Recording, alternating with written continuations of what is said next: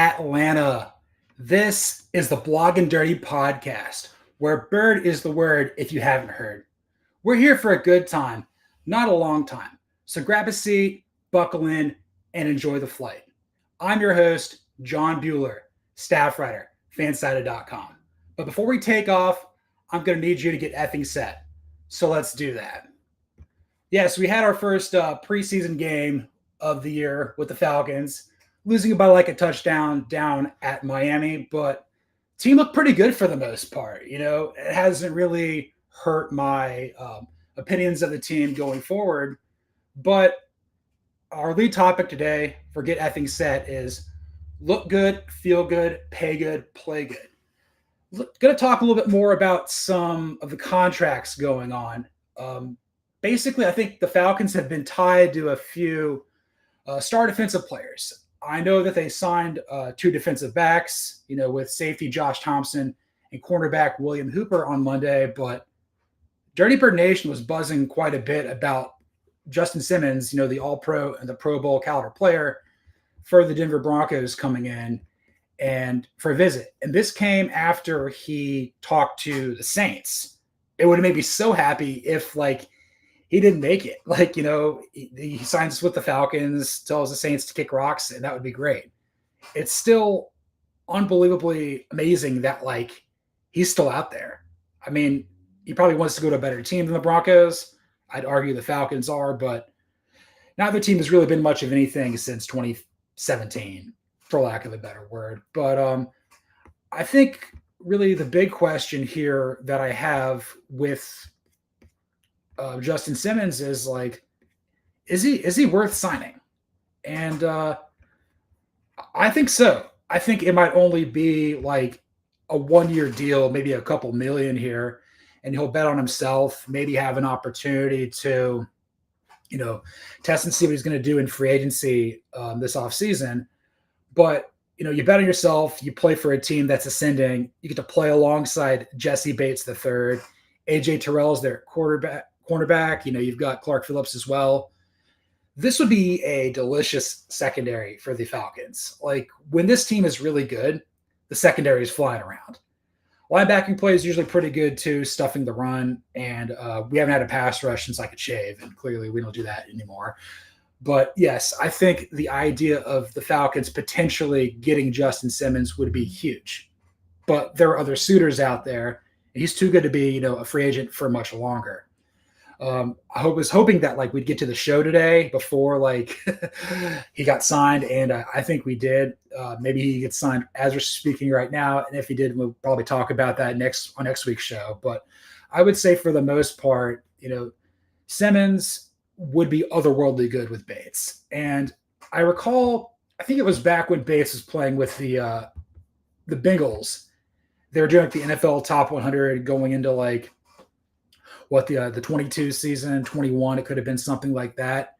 And Bates obviously made the list, but Simmons was speaking glowingly about him. And that makes me feel really excited about the possibility of him coming to Atlanta.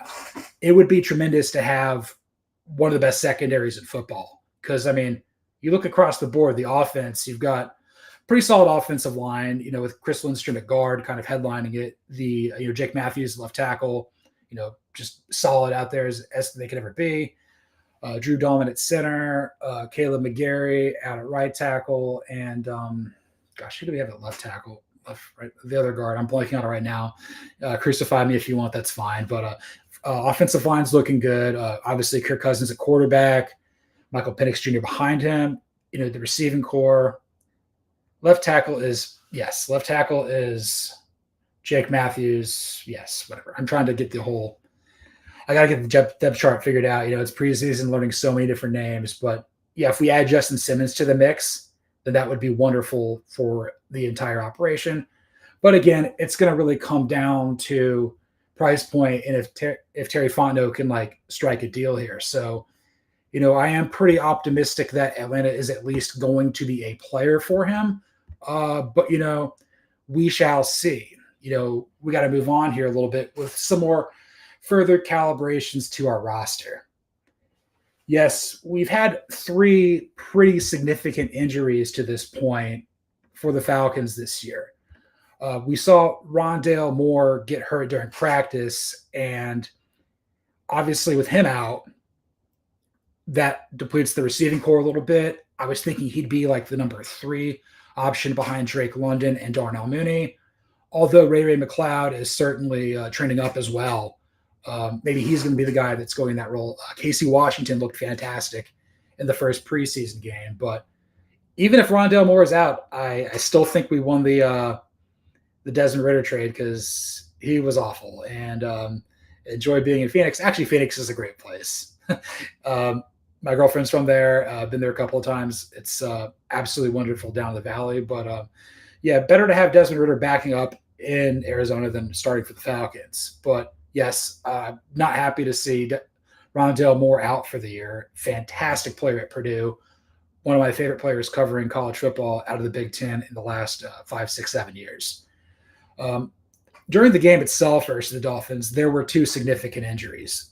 The first one was to defensive back DeMarco Hellams. He was in his second year out of Alabama, really coached up well with Nick Saban there. And really, yes, we got some dogs over here, but that's okay. This is the life we live here, doing a lot of dog sitting here. This is my place, moving around and stuff like that, but hopefully they behave here and we can still be on the show. But they're really fired up about, DeMarco Hellams not being able to play just because they love to see him play. He had a really big role there, really was starting to carve out, a starting role there in the secondary. And it looked pretty bad. Like he was on the floor. He had to get carted off. I'm like, great. This guy was a 7th round pick out of Alabama. I'm hoping that he's going to be able to carve into the rotation. The good news is it doesn't look like it's a season-ending injury. The bad news is it was a season-ending injury for a 3rd-round rookie, Braylon Trice, out of Washington, Michael Penix Jr.'s teammate at UW.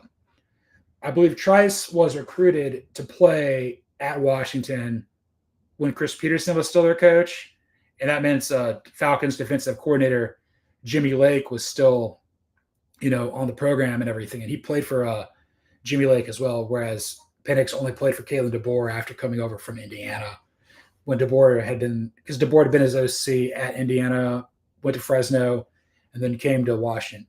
But Trice was expected to make a huge impact in the pass rush. Very integral part of the Huskies' season last year defensively, played for a national title, won the final Pac-12 championship in that league's existence. But until we get a pass rush, we just don't have one. And, I really want to see Zach Harrison kind of progress in his second year here. Arnold McKitty, he's got to do something. He looked like a lost puppy out there versus the Dolphins. Keep in mind, Miami just, for whatever reason, they have their issues on the offensive line like we do the pass rush. They almost always have holes there. And these weren't the starters. Maybe that's changed a little bit under Mike McDaniel. But for the most part, when I look at the Dolphins' offensive line, I'm like, there's a lot of holes in there, like a fishnet, for lack of a better word. But somehow we still get caught in there, like we're Dolphins. It's maddening, But once I saw Trice go down, I'm like, we really just need to get off that field. But I think it's also opened up opportunities for the Falcons to potentially pursue other players. It's become very apparent that they're going to need to get a better pass rush because in the end of the day, until we get this figured out, it's going to be so hard to close out games. And that's what the winning football does. You control the football, you play good defense. And more importantly, when you're up, you sack the opposing quarterback as opposed to having them give up, as opposed to giving up 3rd and forever passing yards, which has been the Falcons' bread and butter for, the entire time I can read pretty much. But I think Terry Fontenot is going to adjust. I mean, he did sign the 2 DBs after the Dolphins game, and we'll see what he's got cooked up before we play the Ravens. I think play the Jaguars, and then have a week off, and then it's week 1 versus the Steelers. But we're going to move on to our next topic, which is, becoming a new favorite on the program, below the whistle or below the whistle. Should the Atlanta Falcons enter the Haason Reddick sweepstakes to bolster their pass rush with the New York Jets? And for the first time ever in the history of this program, I'm going to blow the whistle negative Again, the dogs don't like Haason Reddick either, although he's very Philly, played very well there for the Eagles and at Temple as well. But I think just the whole situation going on with the Jets with him is really off-putting. It just kind of shows the dysfunction that exists within Gangrene. There's a reason why they haven't made the playoffs since 2010. If you really think about it, outside of Aaron Rodgers, how many people that are on the Jets right now could shave their face the last time the Jets made the playoffs? I'm sure there's like some person in the secondary or special teams who's like 30 something like myself, but like it's been a painfully long time. I think Mark Sanchez has butt fumbled more recently since they've made the playoff. I mean, who knows how many coaches they've had? Who knows how many terrible draft picks they made? But right now, I would say the Jets are kind of in the same vein as the Falcons, where like they've just been so poorly run the last few years, but they've kind of been gradually building towards something good. If they get the quarterback play they deserve, then maybe we'll get there. If Aaron Rodgers is healthy, if Kirk Cousins is healthy, it's all good. But I think really the big thing when it comes to Reddick is he's kind of been hit or miss. He was not good when he first came into the league with the Cardinals. Again, it was a Temple tough guy, getting drafted to go play for former iconic Temple coach Bruce Arians, and then it ended up being a different coach there for a while. Did kind of find himself there with the Panthers, and then obviously with the Eagles a little bit. He's kind of really honed it back in. But the fact that like he didn't even want to be like for a single practice or anything with the Jets, I don't necessarily know I want to bring that into this organization right now.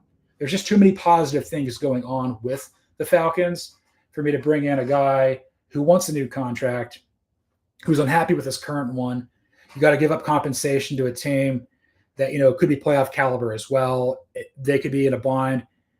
I don't necessarily know you want to do business with Joe Douglas right now, but I mean, they're desperate too. They got to win, because if they don't, I don't really see Joe Douglas and particularly head coach Robert Saleh being able to survive the season. So instead of, focusing on the Falcons, being desperate here and wanting to, go pursue Haason Reddick in a trade, I'd rather trade for Matthew Judon with the New England Patriots. He's the type of player that, he came up with the Ravens, played at Grand Valley State, early 30s or whatever. Been a fantastic player there for the Patriots, but obviously the culture's changed. They went from being the evil empire to a sad bag of crap. If there are 8 teams in the NFL that will not make the playoffs this year, the Patriots will absolutely be one of them. That's just how it goes. But I will say, though, I think it was Jeff Darlington of ESPN was saying on NFL Live earlier in the week that Judon was kind of they were kind of floating his name out there in Foxborough to see if somebody would bite. And I think it's a viable option. He's playing on an expiring deal. And I think maybe even more so than like Reddick, where Reddick clearly wants a new deal. I feel like maybe a change of scenery Judon would take on a little bit more positively than, say, Reddick. Because at least with Judon, like he's showing up to like training camp, engaging with the fans, even though he's kind of doing a hold-in. What you also have to remember is this is a new regime in New England. It's not Bill Belichick as the head coach or the general manager. It's Gerard Mayo coaching the team, and essentially Elliott Wolf is probably the biggest name of note, at least to me, in the Patriots front office. So I think the upside of trading for Judon would be perfect. I mean, the linebacking core for the Falcons is already pretty good. You've got Caden Ellis, you've got Nate Landman, you've got Troy Anderson. All those guys have just shown like promise in recent defenses here. With Ryan Nielsen last year, particularly with Ellis, who played for him in New Orleans. Troy Anderson kind of got hurt, but he was making a bunch of plays there his rookie year in Dean Pease's system. And then obviously Nate Landman's really earned his stripes here in his contract. I believe out of Colorado, he's probably one of my favorite like undrafted Falcons players we've had since, but honestly, like Ryan Schrader was awesome. Like he kind of he's just a really great player. Really enjoy him being part of the team. But if you can get somebody off the edge, have a player, akin to like, Jesse Bates in the back end or Grady Jarrett in the trenches, where you're like, okay, we got to know where this guy is at all times. That's going to cause teams that are lesser than you to stutter a little bit, to stumble a little bit, to be a little bit more nervous about playing the Falcons. Not everybody, but some. But when you play teams like that and you're leading and they're trying to you're trying to close out a game against them, you want players out there that are going to make plays. And I don't remember the last time the Falcons had a pass rusher get 10 sacks. Probably the one Vic Beasley year when Dwight Freeney was giving him all the answers to the test. Congratulations on getting into Canton, bud. And I hope you're out there doing what you love doing besides not being a good football player, Vic Beasley. Oh my gosh. Just feel like we could have had Bud Dupree over him. I think we could have had Bud Dupree over Vic Beasley, but we took Vic Beasley, and Bud Dupree I think got more sacks last year and just 1 year with the Falcons than I think Vic Beasley did in pretty much every year outside of his 2016 season. So yes, I'm pro Matthew Judon coming to the Falcons. I'm anti Haason Reddick, just given the red tape and all the stuff that you have to go through. It feels like a much more easy trade to go with the Patriots, who aren't going to win this year, versus the Jets, who are kind of in the same general level of okay, the Jets and the Falcons can win somewhere between 9 and 12 games if it goes well. They could also miss the playoffs, and everybody in New York will get fired, and everybody in Atlanta it'll just be the same 7-10 split. For the love of God, please not go 7-10 again. I can't do this anymore. Moving on to our next topic, we are going to go with some big Penix energy. I'm going to unpack a few thoughts I have on Penix's Atlanta Falcons debut, as well as kind of what I need to see out of him for the rest of the preseason. My favorite thing about him was his arm looks really strong. He can really spin it. I haven't seen a Falcons quarterback with a gun, so to speak, quite this powerful as Mike Vick. He could really spin it. I was very impressed. Yes, you're going against vanilla coverages, just very basic secondaries, but he's putting the ball into tight windows. I mean, Cousins probably has a little more pop than we've seen of late, but that was never Matt Ryan's forte. It was all about accuracy. I think a lack of athleticism kind of derailed the latter part of his career. But Penix's arm, it looks really good. I also noticed that he was playing with a lot of poise there from the start. There's probably a lot of nervous energy there for him as well. He's from Tampa, so he had a lot of family, travel across state to Miami Gardens to see the Falcons play the Dolphins at Hard Rock Stadium. But this seemed like this wasn't his first rodeo. And I was very happy and very pleased with that. Where I think he can improve, his touch is kind of hit or miss. I didn't really feel like he was making all that many bad throws throughout the game. I think he completed a little bit, just a bit over 50% of his passes. But there was a few plays where the ball was just a little bit too far for the receiver to get it.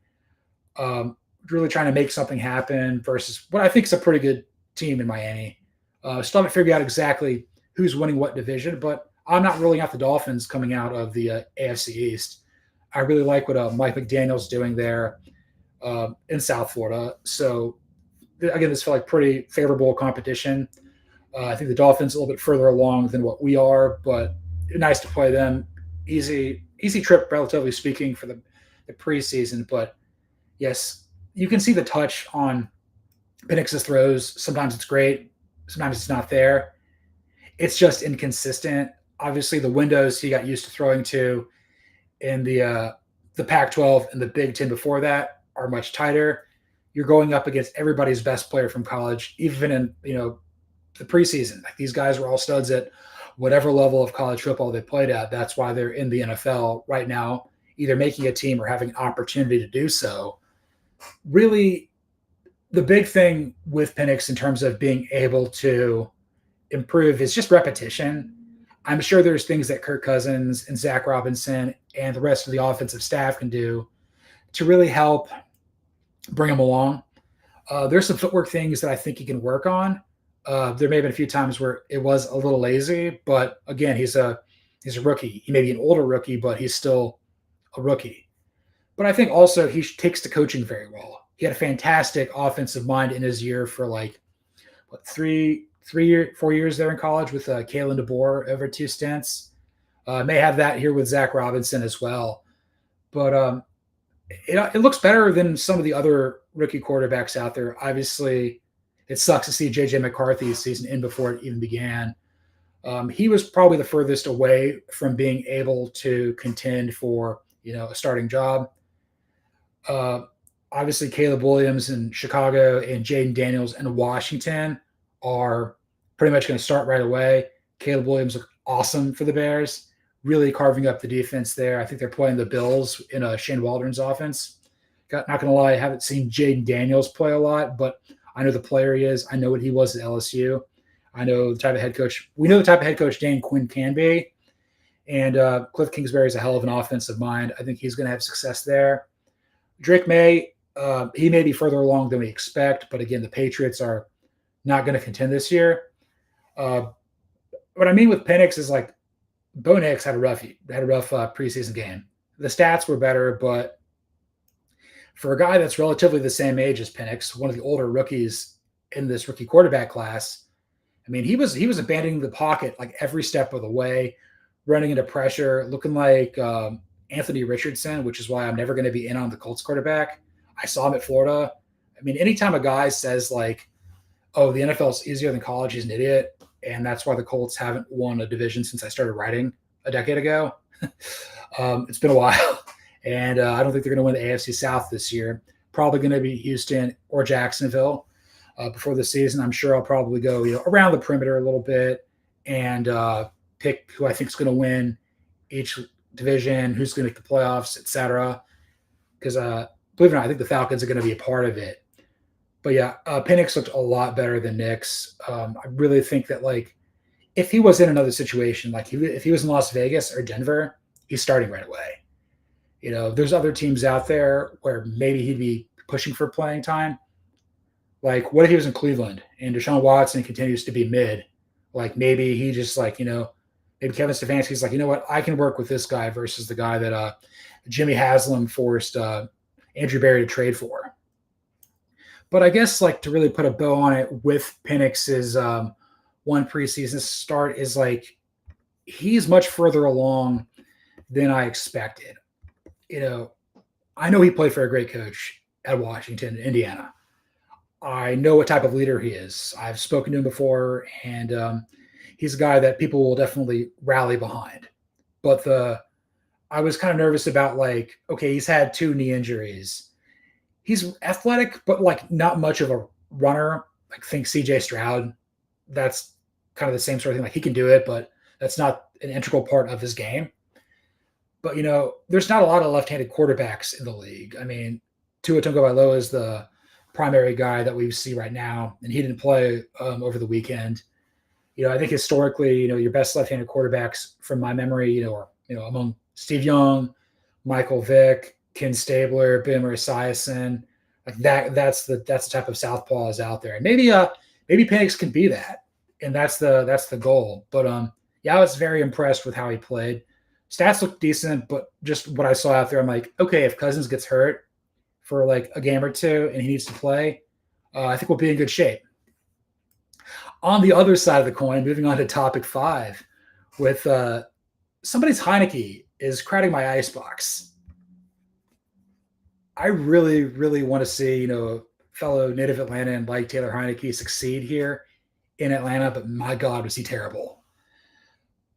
So for those of you who may or may not know, like I went to Walton High School in Cobb County. He went to Collins Hill up there in Gwinnett.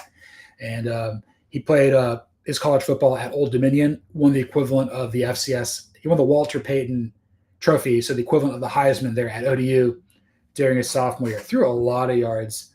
I really liked him when he was at Washington. And at times last year, I liked him more than Desmond Ridder. I felt that very limited ceiling, but a guy that like has a pretty high floor. But again, that's kind of what it is.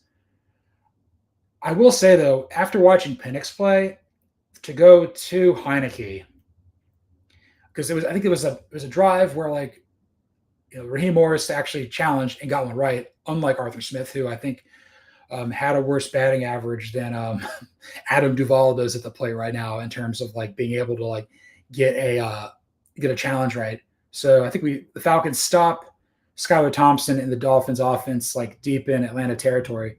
Falcons get the ball back, inside their own red zone, or inside their own 20, and then Heinicke just for whatever reason just didn't see the snap and then just let it slide around like it was some Mike Person 2013 Atlanta Falcons nonsense. I know it was a preseason game, and I know if it was a regular season game, it would have been Kirk Cousins, and that wouldn't have happened. But these are this type of things that just keep happening with this team. And I'm like, enough is enough. Like, no more. Like, if you want to be a playoff team, you can't do this stuff.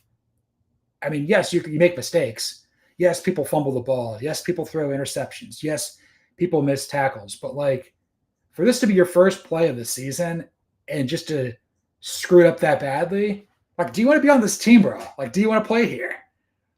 I know that you're clearly third on the depth chart, but there's like the emergency quarterback component here with the team and with every team. And I know Heinicke wants to get into coaching when he's done.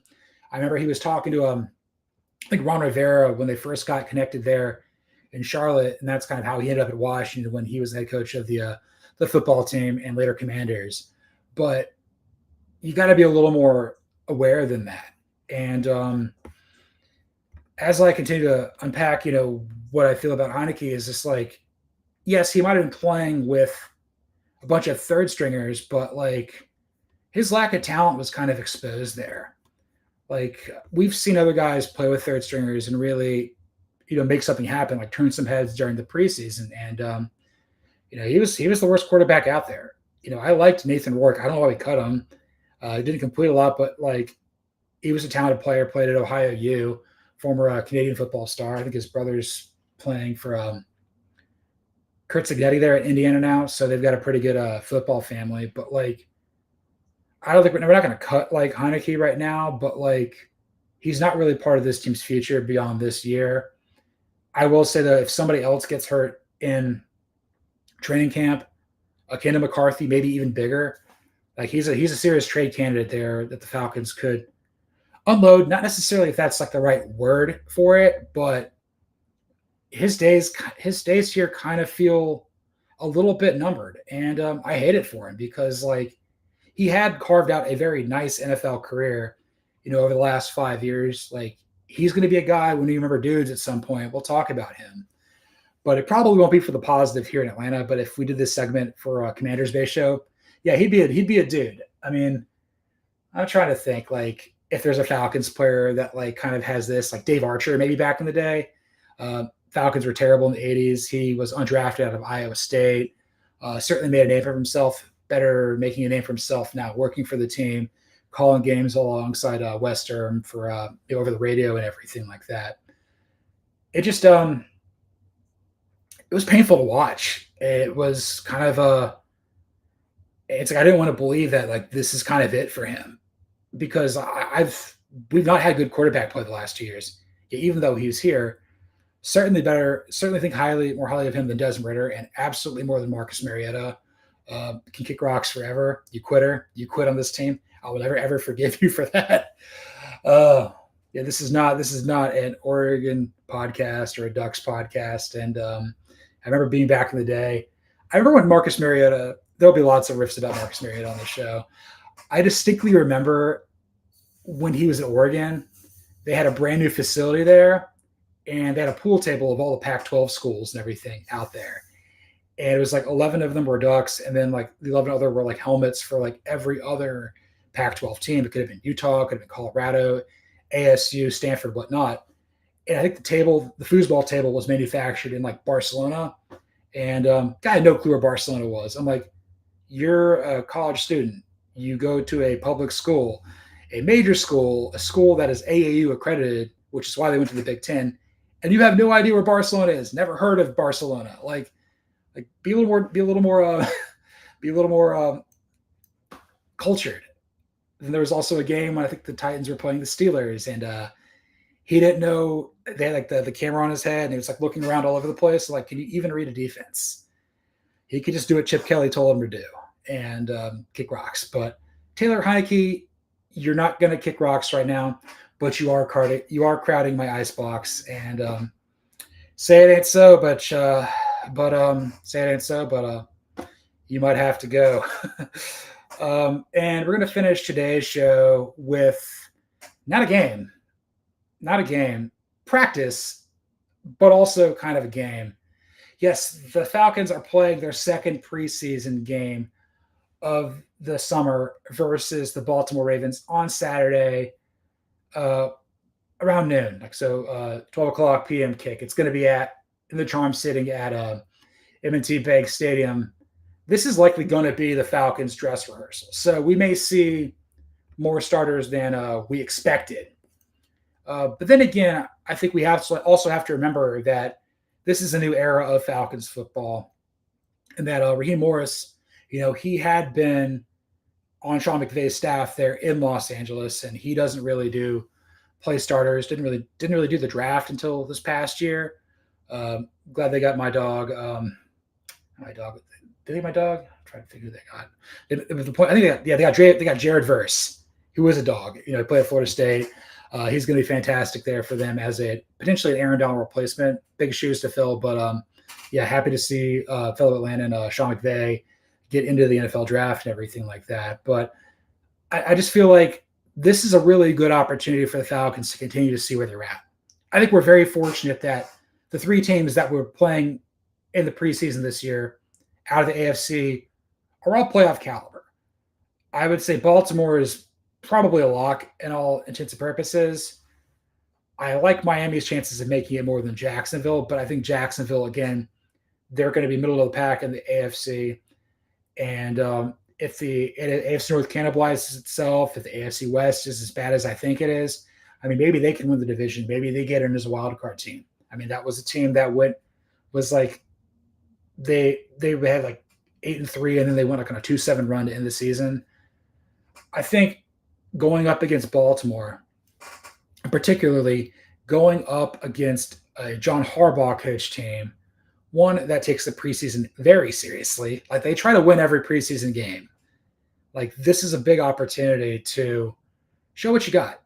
And, I'd love to see Kirk Cousins and Bijan Robinson and Kyle Pitts and Drake London and Chris Lindstrom all play, a drive versus, the Ravens defense. But, maybe that's not in the cards. But if there was ever an opportunity to see some of these guys play in a game that doesn't count this year, this is it.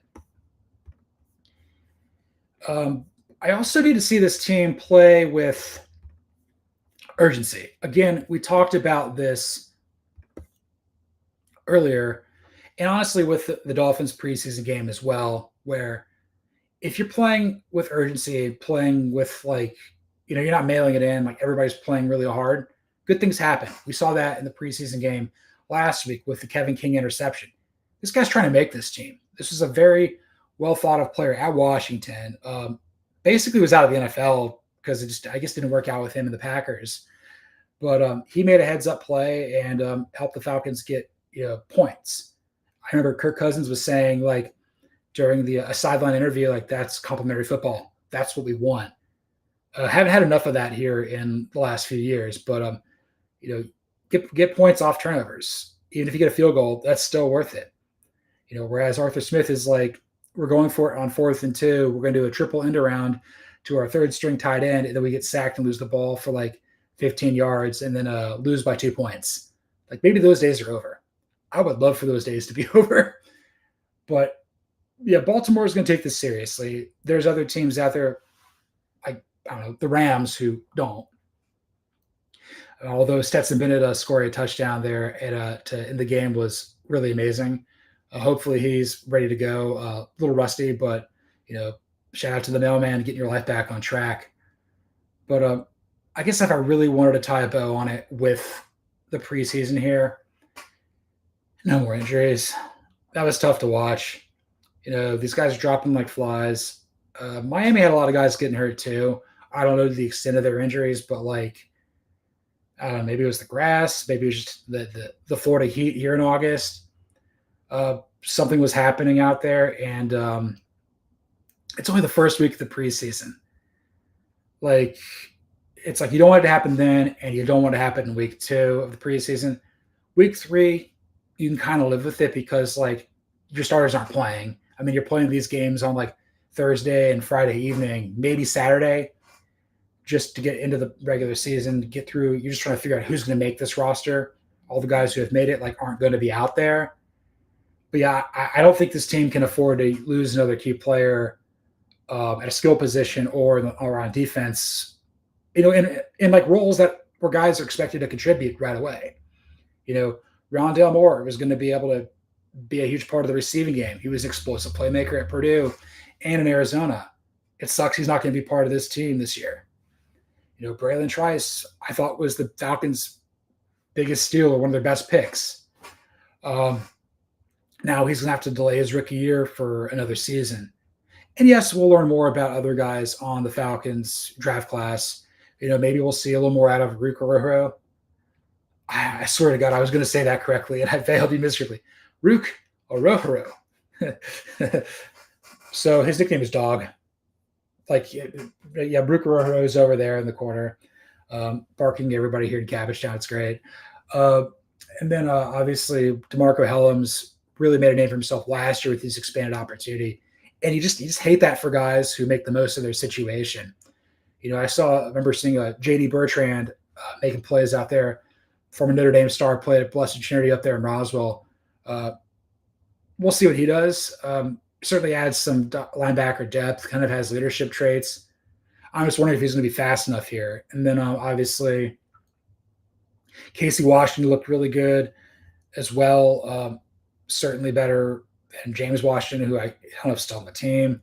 Carlos Washington's a lot of Washingtons, a lot of people who used to play at Washington, a lot of people who are on Washington now, Dan Quinn's team. But yeah, it's been a long and exciting week. Football is really heating up here, both on the professional, the college front.